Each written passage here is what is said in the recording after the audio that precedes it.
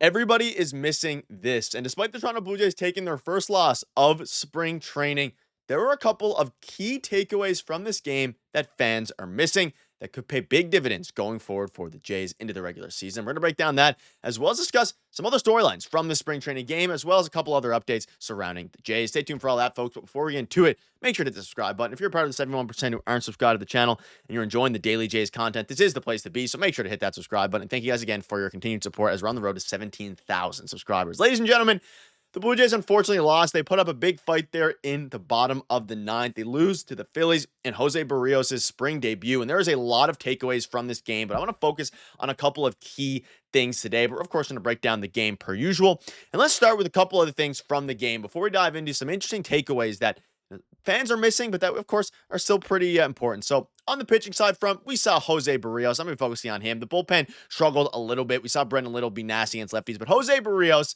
an absolutely fantastic game. 2 2/3. Yes, he did give up 1 run on 2 hits. And I'm not saying fantastic in the sense of the stat line. He came out afterwards during the game and said he feels great. Everything is looking good.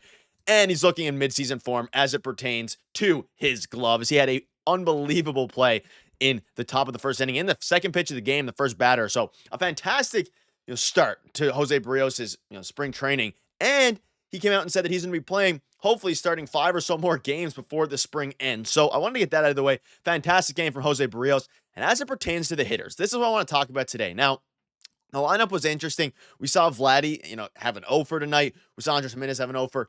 Bichette looks really, really good. He had a ringing double there early in the game. You can see Keegan Madison came out and said, Bichette has been the most impressive player in the Blue Jays camp to me. It's February, yes, but it's all out contact. Games, backfields, everything. And Keegan, he's obviously in Dunedin. He's on site. He's seeing these things. On one of my videos with him last week, he said that Bichette is the guy to look out for and that he's looking jacked, all these different things. He is looking very good. And if he can have even just a very good season, half of what we know he's capable of, 80% of that, 70% of that, that's going to change everything for the Jays as it pertains to their actual, success this season. But that aside, a couple of guys I want to touch on today.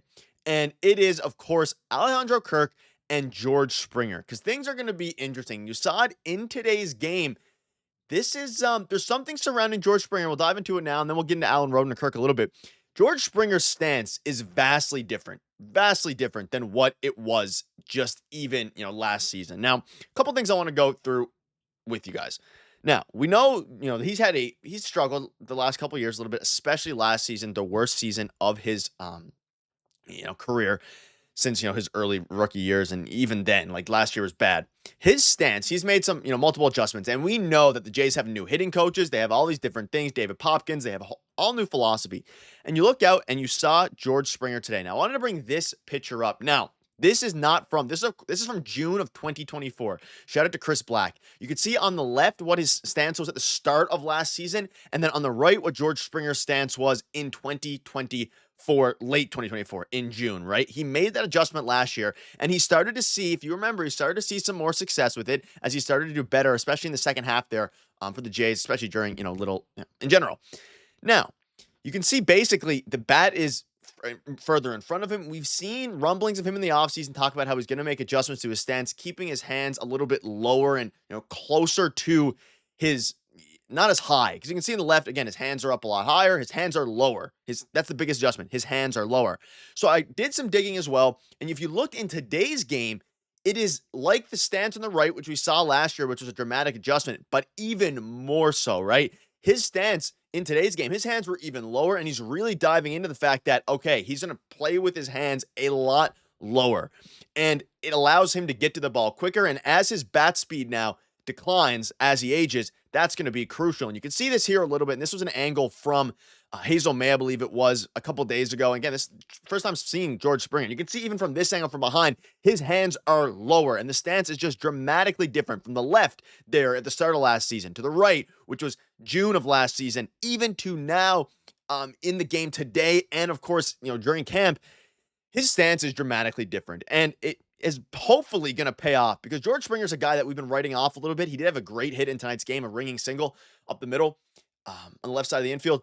Regardless of that, if George Springer comes out and has a bounce back year, even a 780 OPS, a 790 OPS, if he can, retain some of what he used to be able to do, That is big. And that's one thing I really want to bring up for you guys, because people are missing the fact that George Springer still has the capability. Yes, his bat speed is down, all these things.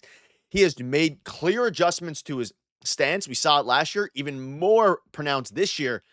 It's going to be very interesting and something to keep an eye on. And again, he had a ringing single on the left side of the infield in today's game. So hopefully you can continue to rock that. Also, Alan Roden looking very good. Multiple hard hit balls tonight. He had a single. Very good game for Alan Roden as well. He's looking like a guy who could really step up for this team and actually be, I don't think he's going to break camp, because Ernie Clement's also looking really good. Got an RBI double.